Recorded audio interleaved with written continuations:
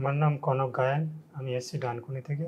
বয়স এখন আমার 47 বছর। সর্দি কাশি হয়, সর্দি কাশি হওয়ার পর কাশি সাথে কফ আসে, কফের সাথে ব্লাড আসা শুরু হয়। ব্লাডের আসার পরেই আমরা কলকাতাতে কয়েকটা ডাক্তার দেখিয়েছি।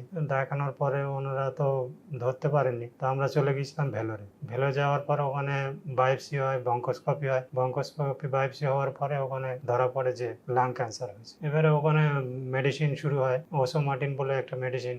মেডিসিন চলছে, এখনো পর্যন্ত চলছে।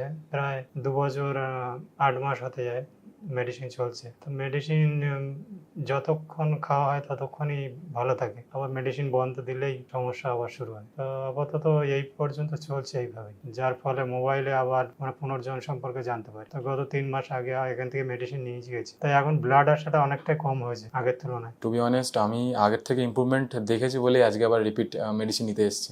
আপনার ইম্প্রুভমেন্ট বলতে গেলে আপনার ওনার যে আগে কন্টিনিউয়াস যে ব্লিডিংটা হচ্ছিল ওটা একটু বন্ধ হয়েছে, অনেকটাই বন্ধ হয়েছে। তার সাথে কন্টিনিউয়াস আপনার কোল্ড লাগছিল, ফিভার আসছিল বা আপনার কাশি হচ্ছিল, ওটাও একটু কমেছে আপাতত। তো 3 মাসের মেডিসিনে আশা করছি একটু ইম্প্রুভমেন্ট হয়েছে। এবার তার সাথে আপনার ওনার যে প্রাইমারি মেডিসিন আছে ওটাও চলছে। তো আই গেস হচ্ছে ইম্প্রুভমেন্ট, কিন্তু খাওয়া দাওয়াটাতে ইম্প্রুভ করেছে আগের থেকে। আর মানে ওটা নিয়ে কোনো একটা অসুবিধা নেই। আগে খাওয়া দাওয়াতে অনেক প্রবলেম হচ্ছিল বা ডাইজেশনে অনেক প্রবলেম হচ্ছিল।